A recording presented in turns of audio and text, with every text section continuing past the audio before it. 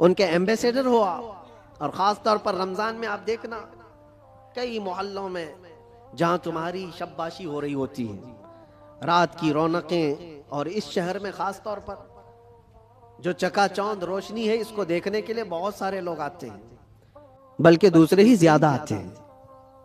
ہو سکتا ہے کھانے پینے آتے ہو، موج مستی بھی مقصد ہو سکتی ہے، لیکن میرے عزیزو ان دنوں میں تمہارے اخلاق و کردار بہت اہمیت کے حامل ہوتے ہیں۔ اس وقت تم حضور پاک صلی اللہ علیہ وسلم کے ریپریزنٹیٹیو ہو، رمضان کو اس طرح سے گزار کر کے دکھاؤ کہ آج بھی ہمارے اندر اسپریچولیٹی، روحانیت کیسی ہے۔ ہم کھانے پینے کے لیے پوری رات گزارنے والے لوگ ہی نہیں ہیں، کھانا پینا تو زندگی کا ایک چھوٹا سا حصہ ہے۔ ہم آئے ہیں یہاں اپنے رب کو راضی کرنے کے لیے۔ اسلام کا یہ عظیم میسج اور اسلام کا یہ عظیم پیغام پہنچانے کا ذریعہ ہے۔ کتنے ایسے لوگ ہیں جو ہم سے رابطہ کرتے ہیں۔ میرے عزیزوں سچ بتاؤں، جو ہمارے دین میں نہیں ہے وہ پیاسے ہیں بہت سارے لوگ، مرد حضرات بھی، عورتیں بھی، لڑکے بھی اور لڑکیاں بھی، دور دراز سے وہ کسی نہ کسی طرح سے کانٹیکٹ کرنے کی کوشش کرتے ہیں کہ ہماری روح بہت پیاسی ہے، ہماری روح بہت پیاسی ہے، اور ہم اپنی روح کی سیرابی ڈھونڈتے ڈھونڈتے عمر بتا چکے ہیں، لیکن ہم نے آپ کے بیان سنے یا پھر اسلام کی یہ ساری چیزیں دیکھی ہیں تو روح کو سکون سا نظر آتا ہے، سکون سا نظر آتا ہے۔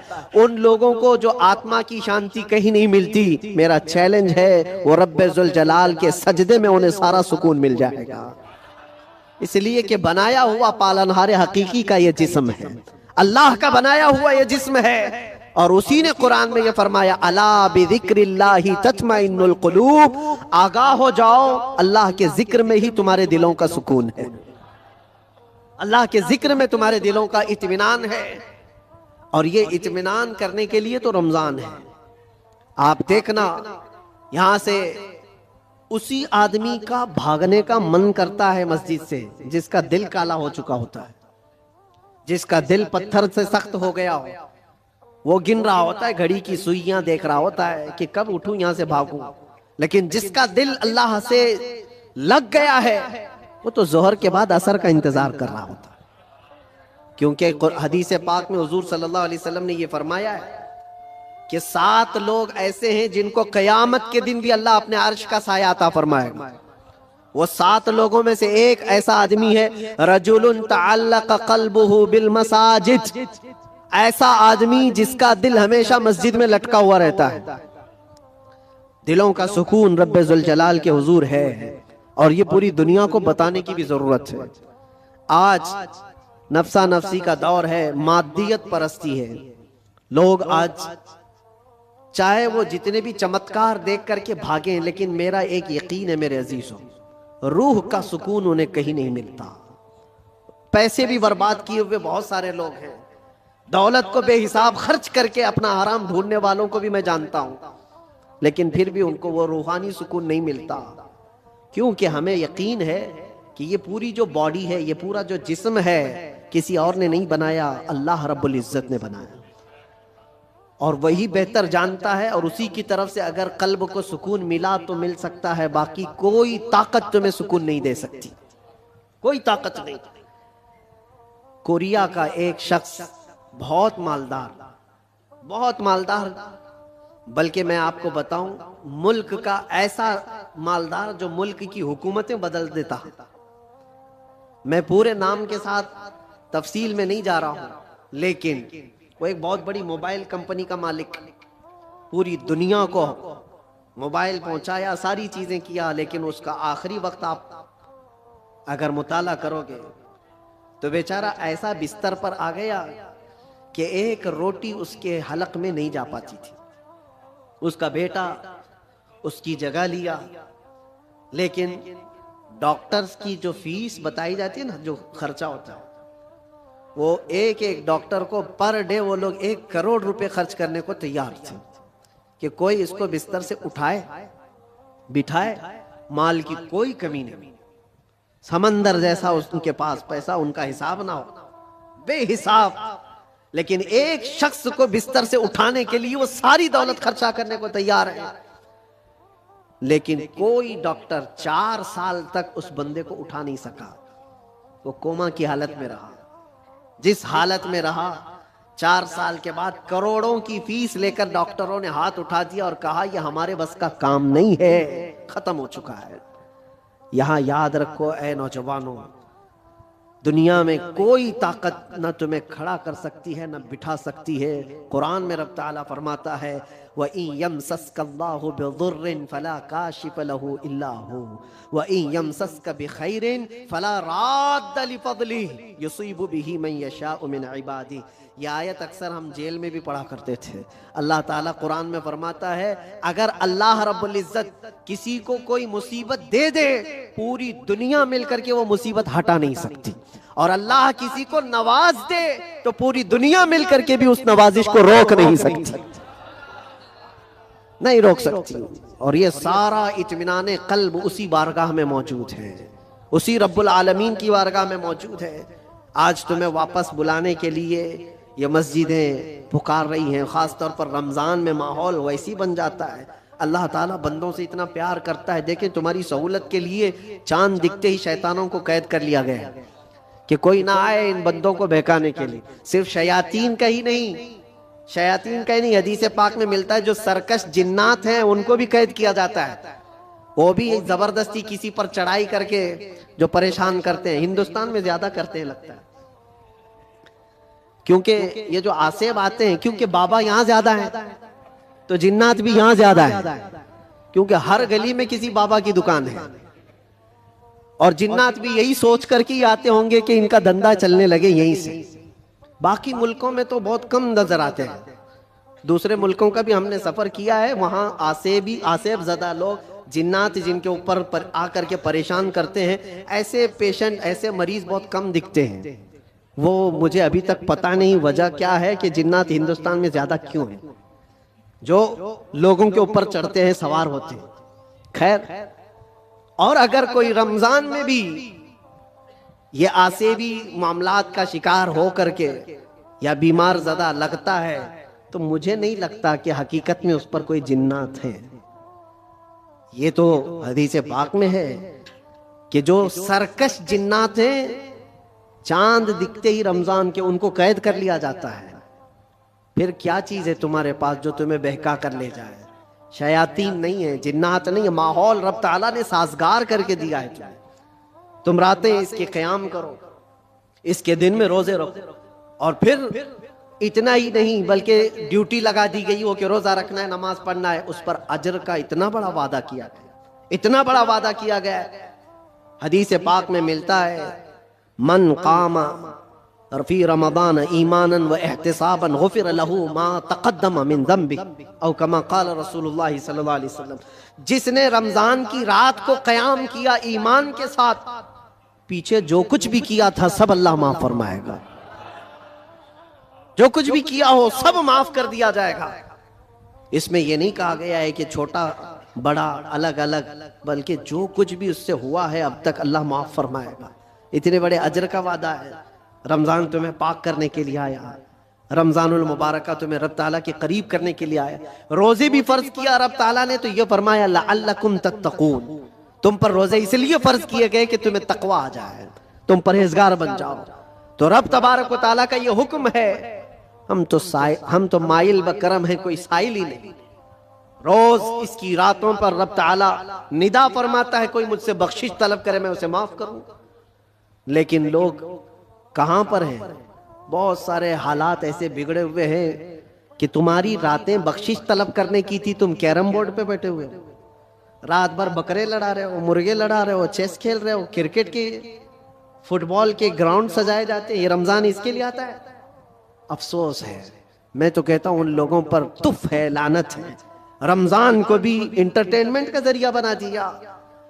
لوگ تو ہمارے بزرگوں میں پہلے یہ ہوتا تھا, بزرگوں کی کا مطلب اولیاء کاملین کی بات نہیں کر رہا ہوں, گھر کے بڑوں کا بھی یہ حال تھا. اب تک بہت سارے گھروں میں رمضان کے آتے ہی ٹی وی پر پورا پردہ ڈال دیتے تھے, چادر اڑا دیتے تھے.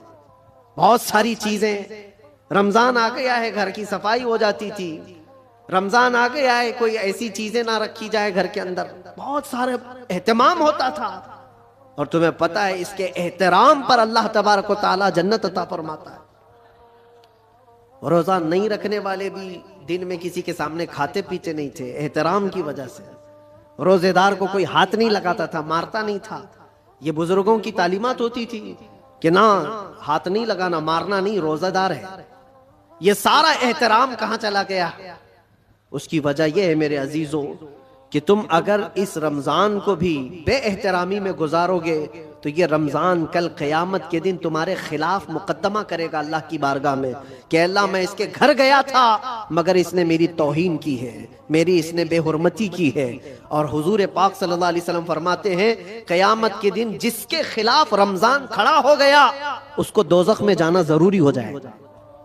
رمضان اگر کسی کے خلاف کھڑا ہو گیا تو اپنے خلاف رمضان کو کھڑے ہونے نہ دو، اپنی حمایت میں کھڑے ہونے دو.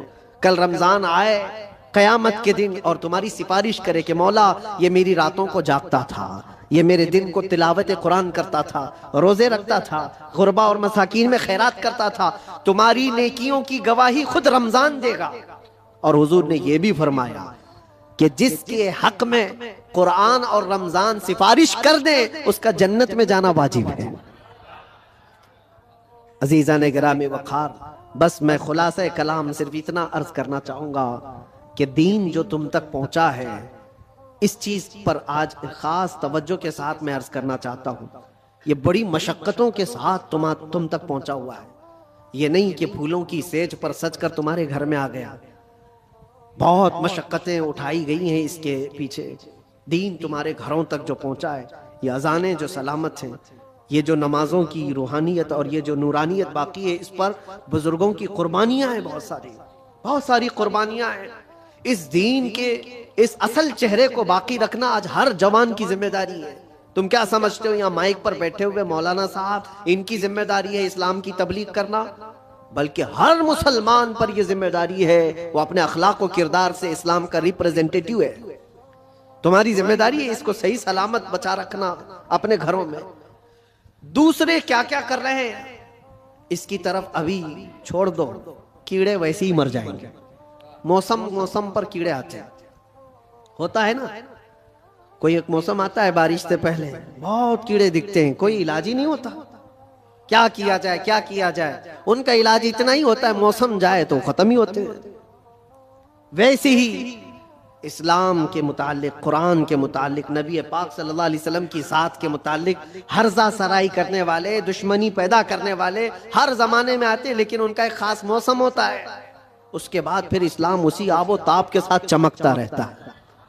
اسلام ویسے ہی چمکتا رہے گا. نہ اس کو چنگیز ہلا پایا، نہ اس کو ہلاکو ہلا پایا، نہ اس کو بڑے بڑے طاقتور ہلا پائے. 50 لاکھ لوگوں کا جس نے قتل کیا، چنگیز وغیرہ جو تاریخ آپ دیکھیں، 50 لاکھ سے زیادہ لوگوں کا قتل جنہوں نے کیا، یہی سوچ کر کے کیا تھا نا اس دھرتی سے پورا مٹا دیا جائے، صفحہ ہستی سے ختم کر دیا جائے. حیرت کی بات ہے جس فوج نے بغداد پر حملہ کیا تھا وہی فوج دائرہ اسلام میں داخل ہوئی تھی. جس کو اقبال نے کہا تھا حرم کو مل گئے پاسباں صنم خانے سے، حرم کو مل گئے پاسباں صنم خانے سے. رب تبارک و تعالیٰ انہی کے درمیان ایمان کی ہدایت عطا فرما دی. یہ ہوتا رہے گا، یہ اسلام کا لہلہاتا ہوا پودا سلامت رہے گا. اور لوگ جس طرح کے آج حالات جو انوائرمنٹ کریٹ کیا گیا ہے، اس سے تمہارا امتحان ہے. تم گھبرا کر کے اب تم کیا چاہتے ہو؟ ایک سوال میں کرتا ہوں، اسلام میں ہو تو اس بات پر تمہیں کبھی گلٹی فیل ہوتا ہے؟ کبھی شرم محسوس ہوتی ہے؟ کبھی شرم محسوس ہوتی ہے کہ میں مسلمان ہوں؟ نہیں شرم آتی ہے تو پھر ٹوپی کیوں چھپاتے ہو؟ اگر شرم نہیں آتی ہے تو پھر داڑھی کیوں نکال پھینکتے ہو؟ کیوں؟ اگر تمہیں اسلام پر قائم رہنے میں فخر محسوس ہوتا ہے تو کھل کر کے اسلام پر عمل کرو. کھل کر کے. اسلام کسی جرائم پیشہ لوگوں کا اڈا نہیں ہے، پوری دنیا کو اچھے اخلاق سکھانے والا ایک مکمل دین ہے. پوری دنیا کو اخلاق سکھانے والا یہ دین ہے. تو مجھے شک کیوں ہے اس بات پر؟ بہت سارے لوگ ابھی آئیں کائیں کرتے ہوئے نیوٹرل بنتے ہیں. میں دیکھ رہا ہوں جب کبھی کوئی سوال آ جائے تو کچھ دانشور بن کر کے بیٹھتے ہیں اور پھر ایک نیوٹرل باتیں، ایک سیکولر باتیں کرتے ہوئے وہ یہ محسوس کرانے کی کوشش کرتے ہیں کہ ہم یہ نہیں سمجھتے اسلام میں یہ چیز نہیں ہے، وہ چیز نہیں ہے، یہ بزرگ اسلام میں نہیں، وہ بزرگ اسلام میں نہیں، صرف اس لیے وہ کر رہے ہیں کہ دوسروں کو کچھ خوش کریں۔ ان بے وقوفوں کو میں بتانا چاہتا ہوں جو کرسیوں پر بیٹھ کر ڈیبیٹ کرتے ہیں اور سیکولر بننے کی کوشش کرتے ہیں، یاد رکھو تم اپنی ناک کاٹ کر کے بھی نیچے رکھو گے تو وہ کبھی راضی نہیں ہونے والے، کبھی راضی نہیں ہوں گے۔ 10 لاکھ سال بھی تم پکار کر کے ان کی جوتیاں چاٹتے رہو، راضی نہیں ہوں گے۔ راضی کرنا ہے تو اللہ اور اس کے رسول کو راضی کرو۔ ہم جس کے لیے دنیا میں آئے ہیں، ہم جس کے لیے دنیا میں آئے ہیں، ہمیں اللہ تبارک و تعالیٰ نے حکم کیا فرمایا؟ وَمَا أُمِرُوا إِلَّا لِيَعْبُدُوا اللَّهَ مُخْلِصِينَ لَهُ الدِّينَ۔ لوگوں کو یہ حکم نہیں دیا گیا مگر صرف اتنا کہ عبادت کریں تو صرف اللہ کی رضا کے لیے، لوگوں کو دکھانے کے لیے نہیں۔ وہ کبھی دنیا راضی نہیں ہوگی، ایک بات یاد رکھیں، کبھی راضی نہیں ہوگی۔ تم چاہے جس طرح کے بھی بن جاؤ، دنیا تم سے راضی نہیں ہوگی۔ ہم بچپن میں ایک چیز پڑھتے تھے، ایک شوہر اور بیوی گدھا لے کر جا رہے تھے، شوہر اپنی بیوی کو بٹھایا گدھے پر اور لے کر چل رہا تھا، بیچارہ لیڈیز فرسٹ والے فارمولے پر عمل کر رہا تھا کہ پہلے عورتوں کو ہونا چاہیے، لیکن محلہ چھوڑنے والا تھوڑی نہ ہے۔ کٹے پہ بیٹھے ہوئے سب کمنٹ پاس کرنے لگے، جورو کا غلام جا رہا ہے، بیوی کا غلام جا رہا ہے۔ ایک حقیقت چیز ہے، اور یہ سن کر کے اس کو بہت برا لگا، اس کی عورت کو اتار دیا، تو اتر جا میں بیٹھوں گا۔ وہ بیٹھ گیا، عورت اس کا رسی پکڑ کر کے چلنے لگی۔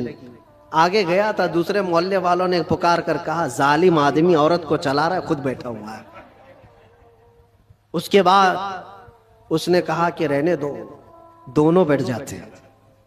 دونوں بیٹھ گئے تو تیسرا ایک محلہ آیا اور کہا کتنے ظالم ہیں، ایک سواری ہے، دو بیٹھے ہوئے ہیں۔ وہ بیچارہ گدھا جھکا جا رہا ہے، اس پر رحم نہیں کرتے لوگ۔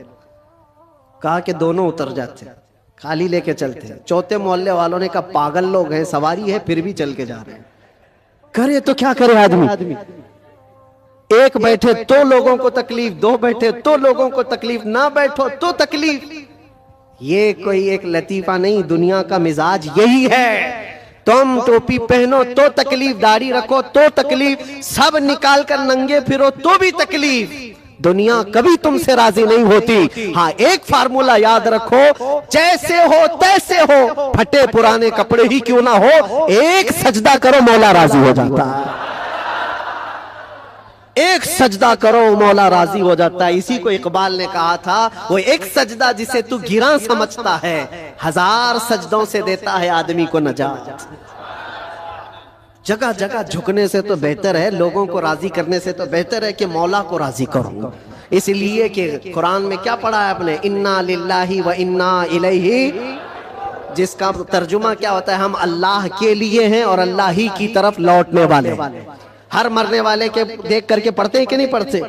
اس کا مطلب کیا ہے؟ ہم اللہ ہی کے لیے ہیں اور اللہ ہی کی طرف لوٹنے والے۔ قرآن میں کتنی جگہ اللہ نے فرمایا وَإِلَيْهِ تُرْجَعُونَ وَإِلَيْهِ النُّشُورُ، تم اسی کی طرف پھیرے جاؤ گے، اسی کی طرف جمع کیے جاؤ گے۔ جب تمہارا عقیدہ یہ ہے کہ جانا ایک ہی جگہ ہے تو ایرے غیرے نتھو کھیرے کو منانے کی کیا ضرورت؟ جس کی بارگاہ میں سارا فیصلہ ہونا ہے اسی کو راضی کرتے ہیں، اور وہ راضی بہت جلدی ہوتا ہے۔ دنیا جلدی راضی نہیں ہوتی۔ ان کے ساتھ کیا کیا نہیں کرتے ہیں، ہم نے دیکھا ہے، بیچارے 40 سال پارٹی میں تھے، اس کے بعد پھر نکال کر ان کو پھینک دیا گیا اور ان کو پتہ نہیں کون سی منڈلی میں بٹھا دیا گیا۔ یہ دنیا ہے، تمہاری خدمتوں کو نہیں دیکھتی۔ ایک دن اگر تم سے کوئی برائی ہوئی تو پچھلے 40 سالوں پر پانی ڈال دیا جاتا ہے، اور وہ رحمان ہے، وہ رحمان ہے، جس کی ایک مثال میں آپ کو بتاؤں۔ مثنوی شریف میں مولانا روم فرماتے ہیں، جنت البقیع میں ایک 80 سال کا بوڑھا رو رہا تھا۔ کون تھا یہ؟ بانسری بجاتا تھا، لوگوں کو اپنی سریلی آواز سے بجا بجا کر کے دھن میں مست کرتا تھا، اس پر لوگ اس کو پیسے دیتے تھے۔ زندگی پوری گزری اسی میں، یہ بجانے میں۔ اور جب بانسری بجاتا تھا تو بہترین لے تھی اس کے پاس، بہترین طرز تھی، اور اس پر لوگ واہ واہ کرتے تھے، پیسے دیتے تھے۔ لیکن کب تک بجائے گا؟ جب بوڑھا ہوا تو سانس پھولنے لگی، اب وہ لے ٹوٹ جاتی تھی، بھدی لگنے لگی. لوگ تو سنتے بھی نہیں تھے, الٹی سیدھی باتیں کرتے تھے کہ بوڑھا ہو گیا, ابھی یہ بجاتا ہے, اس سے تو ہوتا بھی نہیں ہے.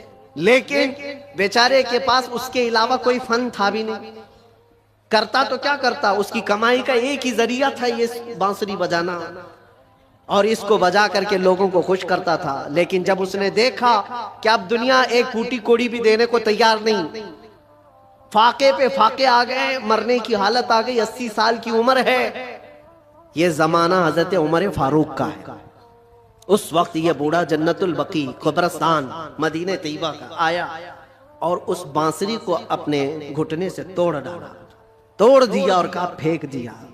کہا اے خالق کائنات, تو نے مجھے پیدا کیا, لیکن اگر میرے حصے میں رزق نہیں ہے تو مجھے موت دے, میں قبرستان میں کھڑا ہوں, میں اب کسی اور پر بوجھ نہ بنوں, میں یہیں مروں اور یہیں سو جاؤں, مجھے معاف کر دے مولا. وہ روتا رہا. جب حالات کا مارا ہوا آدمی مولا کی بارگاہ میں روتا ہے نا تو اس کا دل بھر آتا ہے.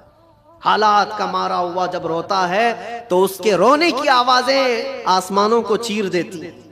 تمہیں اندازہ نہیں, یوں ہی رونے والا الگ ہے, لیکن حالات سے مارا ہوا دل کا ٹوٹا ہوا جب روتا ہے تو اس کی آوازیں 7ویں آسمان کے اوپر جاتی ہیں. رویا, بے انتہا رویا, اور گر کر کے وہیں سو گیا. نہ کھانا ہے نہ پانی ہے, کئی دنوں کا بھوکا ہے. اللہ اکبر. یہ زمانہ ہے حضرت عمر فاروق رضی اللہ تعالیٰ عنہ مسجد نبوی شریف میں ہے, اور وہ پڑھتے پڑھتے حضرت عمر کو اونگ آئی, اور جیسی ہی ان کو اونگ آئی خواب میں رسول پاک تشریف لائے. فرمایا عمر جلدی اٹھو, اپنے گھر سے کھانا پانی لو, اور جنت البقیع میں اللہ کا ایک مہمان کھڑا ہے, اسے کھلاؤ. حضرت عمر گئے, کچھ نہیں دیکھا, کون ہے کیا ہے پتہ نہیں ہے, کون ہے معلوم نہیں. حکم ہوا, گھر گئے اور توشہ دان لیا, جو کھانے پینے کی چیزیں میسر تھی سب لے کر کے فوراً جنت البقیع آئے. دیکھا کہ کون ہے یہاں پر, اتنی رات گئے, کون بندہ ہوگا.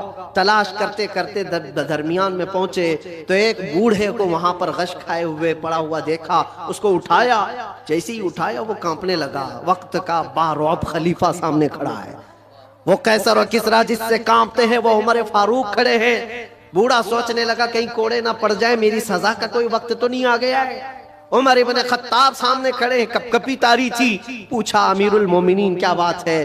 کہا مجھے تو نہیں پتا کیا بات ہے, لیکن مجھے کھانا دے کر بھیجا گیا تجھے کھلانے کے لیے, تجھے کھلانے کے لیے. اٹھ, کئی دن سے تو بھوکا ہے, کئی دن سے تو پیاسا ہے. وہ رونے لگا اور اس کے بعد توشہ دان لیا اور پھر پوچھا کس نے بھیجا آپ کو کھانا دے کر؟ کون کہا ہے؟ کہا کون کہہ سکتا ہے, ہم غریبوں کا آقا, ہم بے سہاروں کا سہارا, وہ یتیموں کا ماوا و ملجا, ہاں جس کو ہر امتی کے درد کا احساس ہے, وہ خواب میں تشریف لائے. اللہ کے حکم سے حضور پاک نے مجھے فرمایا ہے کہ جا اپنے گھر سے کھانا لے جا, اور اللہ کا ایک مہمان قبرستان میں کھڑا ہے, اسے کھلا آ. اتنی بات سننی تھی, وہ چیخ مار کر کے گرا اور کہنے لگا 80 سال تک میں نافرمانی کرتا رہا, 80 سال تک بانسری بجاتا رہا, دور بھاگتا رہا, آج ایک دن کیا اس رحمان کو میں نے پکارا, وہ 80 سال کی ساری چیزوں کو چھوڑ دیا اور میرے پیٹ بھرنے کے لیے وقت کے خلیفہ کو بھیج دیا. اس رحمان کا, اس ارحم الراحمین کا یہ مظہر ہے میرے عزیزوں. آپ کیا سمجھتے ہیں دنیا کو مناتے رہ جاؤ؟ نہیں مانتی, یہ جھوٹی ہے, مکار ہے, عیار ہے, دغاباز ہے. شہد دکھائے زہر پلائے, قاتل ڈائن شوہر کش, اس مردار پہ کیا للچائے, دنیا دیکھی بھالی ہے. سونا جنگل رات اندھیری چھائی بدلی کالی ہے, سونے والوں جاگتے رہیو چوروں کی رکھوالی ہے. آنکھ سے کاجل صاف چرا لے یا وہ چور بلا کے ہیں, تیری گٹھری تاکی ہے اور تو نے نیند نکالی ہے. وہ تو نہایت سستا سودا بیچ رہے ہیں جنت کا, ہم مفلس کیا مول چکائیں, اپنا ہاتھ ہی خالی ہے. عزیزان گرامی وقار, میں صرف اتنی بات کہنا چاہتا ہوں کہ تمہارے پاس جو دین کا خزانہ ہے, جو اسلام پہنچا ہے, اور خاص طور پر سنیوں کو میں بار بار یہ کہتا ہوں کہ تمہارے پاس دنیا کی اتنی بڑی دولت ہے, اتنی بڑی دولت ہے جس کو آپ کمپیئر نہیں کر سکتے کسی اور چیز سے. اس دولت کا نام ہے عشق رسول پاک. سنیوں کے سینوں میں یہ موجود ہے.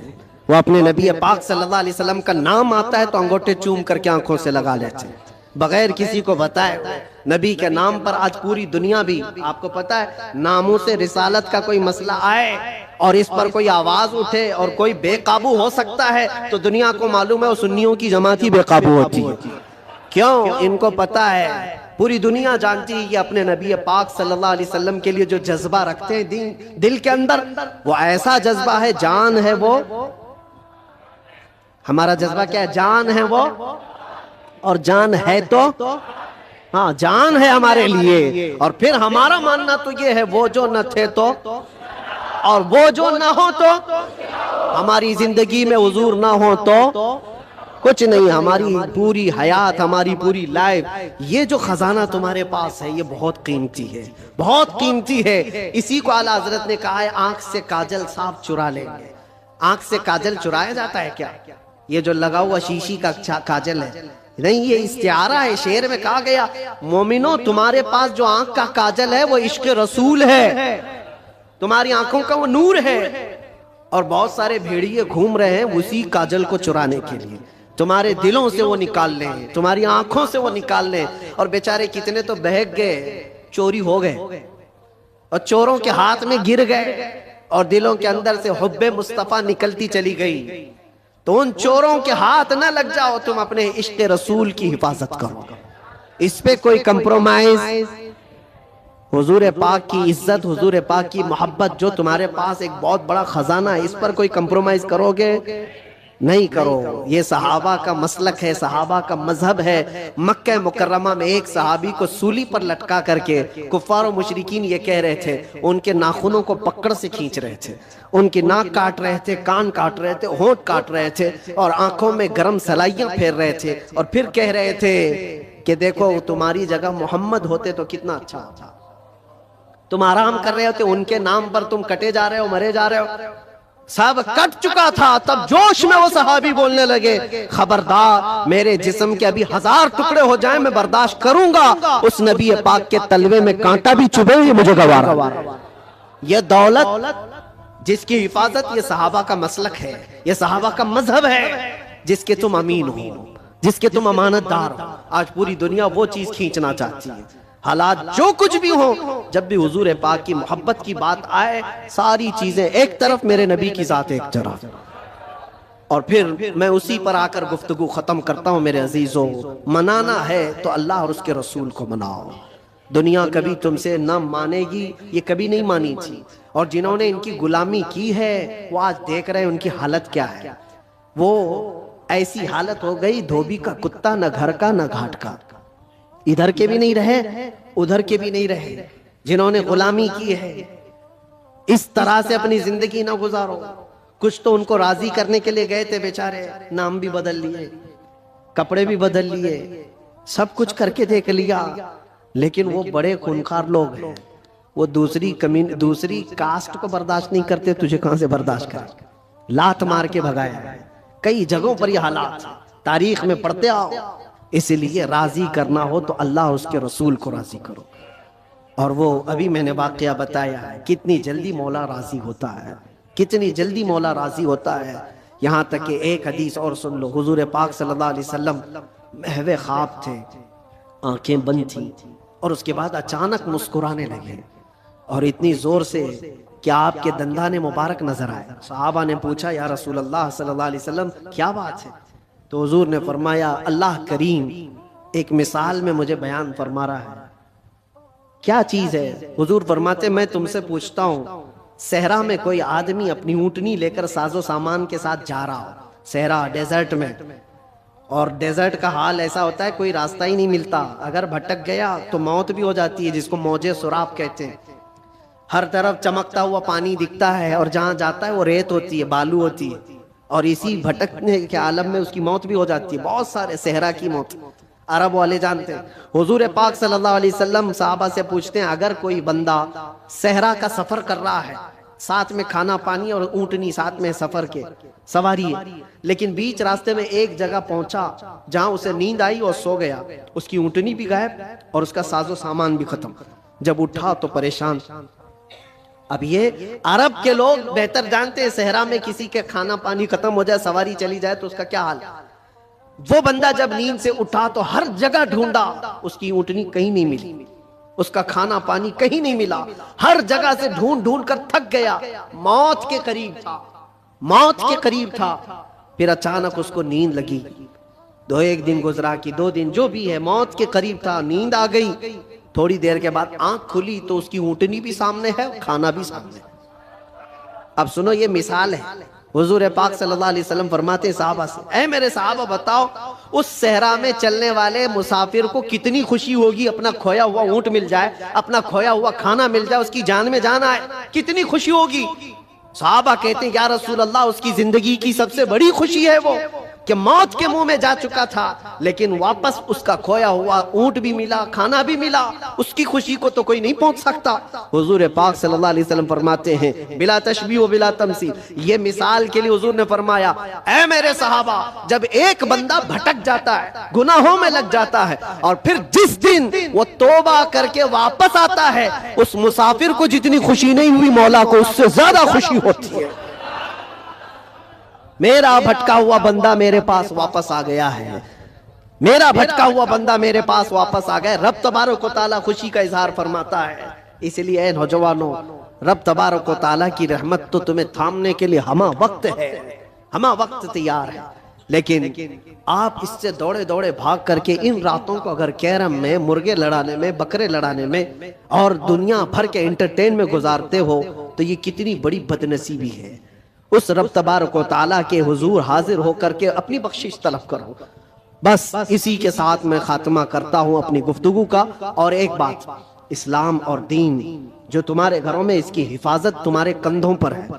ہر گھر میں ذمہ داری ہے، اپنے بچوں کو یہ سکھا کر کے جاؤ، دین ہمارے گھر میں جو آیا ہے وہ انٹرنیٹ سے نہیں آیا ہے، یہ بزرگان دین کا فیض و کرم ہے جو ہم تک یہ دین پہنچا ہے۔ ان کے طور طریقوں کو زندہ رکھو۔ یہ جو ہماری مسجدوں میں گاہے بگاہے یہ پروگرام ہیں، رات کے رمضان المبارکہ کی عطا کراتے ہیں، شب میلاد، جو بھی ہے، یہ دین کا چہرہ باقی رکھنے کی کوشش کی گئی ہے، اس کو زندہ رکھنا ہمیشہ۔ اس لیے کہ انٹرنیٹ پر بھی بہت سارے چور آئے ہوئے ہیں، نئے نئے چیزیں لا کر کے تمہارے ایمان کو لینا چاہتے ہیں، آنکھ سے کاجل صاف چرا لیں گے۔ اور ایسے بہت آئے، حدیث نمبر یہ، حدیث نمبر یہ، حدیث نمبر یہ، آیت نمبر یہ، آیت نمبر یہ، آیت نمبر یہ۔ صاحب نے نوجوان کو ایسا لگتا ہے کیا ریفرنس دیتا ہے، کتنا دماغ ہے اس کا۔ اس سے زیادہ دماغ تو وہ میڈیکل سٹور پہ کھڑا ہوا بندہ ہے جس کو ہر دوائی پتہ ہے کہاں رہتی ہے، چٹی دیکھا سیدھے جا کے لا کے دیتی، اس کا کام ہے، وہ اس میں ماہر ہے۔ اس طرح سے اگر کسی کو صرف اور صرف یہ دیکھ رہے ہو کہ صرف ریفرنس دیتا ہے، نمبر بولتا ہے، تو اس کا مطلب یہ نہیں ہے کہ وہ پورے دین کا ریپریزنٹیٹیو ہے، ضروری نہیں۔ تم تک جو دین پہنچا ہے، معیار یہ دیکھنا کہ اگر غوث و خواجہ کی محبت سلامت ہے، اگر صحابہ و تابعین کی محبت سلامت ہے، تو یہ دین کا صحیح راستہ ہے۔ اس لیے کہ رب تبارک و تعالیٰ نے بھی یہی فرمایا ہے، دعا یہی کرو اس راستے پر اللہ ہمیں چلا جس پر چلنے والوں پر تو نے انعام نازل فرمایا۔ انعام کس پر نازل ہوا ہے؟ صدیق اکبر پر ہوا ہے، فاروق اعظم پر ہوا ہے، عثمان غنی پر ہوا ہے، حیدر کرار پر ہوا ہے، حسنین کے راستے پر چلنے والے پر انعام نازل ہوا ہے، وہ صحابہ تابعین اولیاء کاملین کے راستے پر چلنے والوں پر انعام نازل ہوا ہے۔ اسی راستے کا نام غوث کا راستہ ہے، اسی راستے کا نام غریب نواز کا راستہ ہے، اسی راستے کا نام مسلک اعلی حضرت ہے۔ اس سے ادھر ادھر آئیں بائیں نہ کرنا۔ اللہ سلامت رکھے دین پاک کو اور عشق رسول کو اپنے گھر میں محفوظ رکھنا ہے تو اس راستے کی حفاظت کرو، اس راستے کی حفاظت کرو، اس چہرے کی حفاظت کرو۔ اللہ کریم کہنے سننے سے زیادہ ہمیں عمل کی توفیق عطا فرمائے۔